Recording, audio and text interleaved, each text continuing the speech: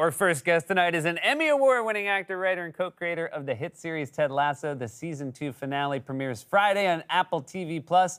He'll also be making his return to Saturday Night Live, this time as host, with musical guest Brandi Carlile. On October 23rd, please welcome back to the show our very good friend, Jason Sudeikis. How are you, buddy? Hi, Seth. It's so good to see you. Nice to see you, too. This doesn't, it feels like, can't believe this is on television. Yeah, right? It seems like very shaggy for a network television show. Hey. But that's look, the standards are, they're just dropping by the day, my friend. It's fantastic. It's great. And then it'll all come back around. It's fine. Yep. Now, I will say, one of the nice things about this year's Emmy, not just the fact that you guys won so many deserved awards, but it did kind of feel like a party again after a year where it sort of had a more, maybe a funereal vibe. Yeah. And you looked like $1 million, my friend. I mean, I was happy to see you win, but I was even happier to see you in this tuxedo. You got some real good feedback. I mean, yeah. I mean, starting right there with Kate Winslet, she walked by me at some point and just like rubbed my shoulder, and I didn't know if it was me or the couch I was wearing or what it was, but whatever worked. I mean, this photo this grabs a moment where a woman is just turning to go like, "Bugga what?" I'll take your word for it. Yeah, I hadn't seen that photo. I remember that moment happening from the first-person perspective, but that lets me know that I was right. It really did happen. We had your wonderful co-star and fellow writer on the show, Brett Goldstein, here last night. He was talking about, it was the first time he'd been in an Emmys, and how much dread he had when the music started and there was an expectation of dancing. You were a little bit more familiar with what a room like this would be like. You're a man who's not afraid to dance. But were you aware of how much you'd be on camera over the course of the evening?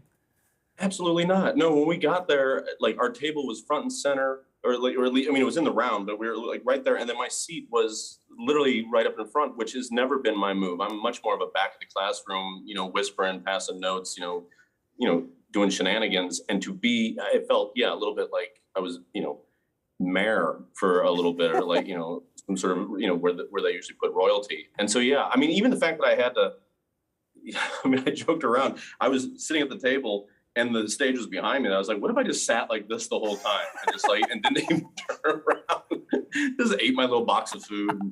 But yeah, we had no idea. I mean, Brett's already reticent because he's, British and a writer, but then to ask him to be at his first fancy thing like that. Because all these other ones we've been doing in this setting. Yeah. We open up laptops and, and now here we are around a bunch of, fancy folks, and they want us to dance right away.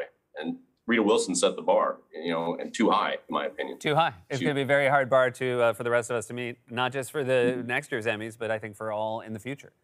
Yeah, indeed. Yep. You, I want to ask about what must be very nice for you is the feedback, not just from fellow actors and fellow comedians, but so many in the world of sports are huge fans of Ted Lasso. Ted heads, I believe, is the terminology. What are the coaches that you've been lucky enough to talk to about your show?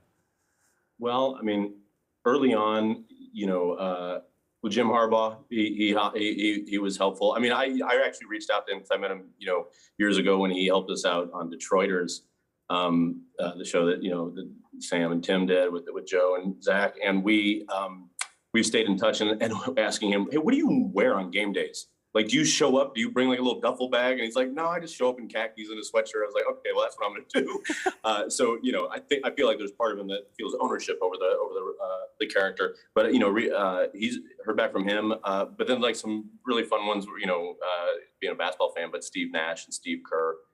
Steve's son Matthew actually was one of our writers' assistants last year, and this season we name checked them in the same episode. Our little homage to that father and son duo. But we also heard Jurgen Klopp was like a big fan. The Liverpool coach. That's a fan. I mean the coaches who have engaged with it are exactly the coaches you want to have engaged with it, and that must just be the best. Oh, and especially when, like Steve Nash is a huge, fan of soccer and knows the game really, really well. He really liked the commercials too. So he's been a fan for a spell, but then when you have people from the soccer/football community embrace it, Thierry Henry or, who else? I just met Abby Wambach, and she, her and her wife Glennon, or girlfriend, I don't know their relationship status, but they were holding hands. Scuttlebutt, you heard it from me. All right? I don't care. I'll put anybody on blast. Yeah. together, ladies too. I Yeah. mean, there you go. You're in the public eye. If people want to hold hands around you, that just goes out to the public. That's right. You have the eye of the public. But the fact that like Abby, gave Glennon told me that she gave a standing ovation when we won. I was like, that's great, and so that's great when we're even pulling the wool over actual footballers' eyes. You gave a nice shout out to our former boss, I guess my current boss. Who am I kidding? Lauren Michaels. You got out. I'm still here. But it was not in 2 weeks. He brought me right back. He did. That's true. Boy. But have you heard from Lawrence since you? I mean, I guess you're talking about the fact you're going back to host, so you must have heard from him. I saw him that okay. After that night. But yeah, man, I didn't know. That was a fun thing. Like Bill Lawrence, who does the show with us, was like, when you looked over there and gestured to him, did you know he wasn't there? I go, no, that was real time. Like I brain farted a few people that I wanted to thank because I riffed on him not being there. Which I was like, well, we'll make some toilet humor and make my folks proud and move on. But yeah, after that he gave some pearls of wisdom and then was just excited about we hadn't announced who the hosts were coming up, so he was playing it cool there. Was one of his pearls of wisdom don't go to the bathroom when one of your former castmates is likely to win an Emmy? I mean, yeah, 2021 hindsight. We call exactly. That now. But yeah, no, he's always learning. He's constantly learning. He's a work in progress. He'll tell you that first and foremost. That is Lord. He's always like, I'm not there, Jason. I got so much to learn. He always says, he goes, I don't come into work because I know who I am. I come into work because it's 11:30.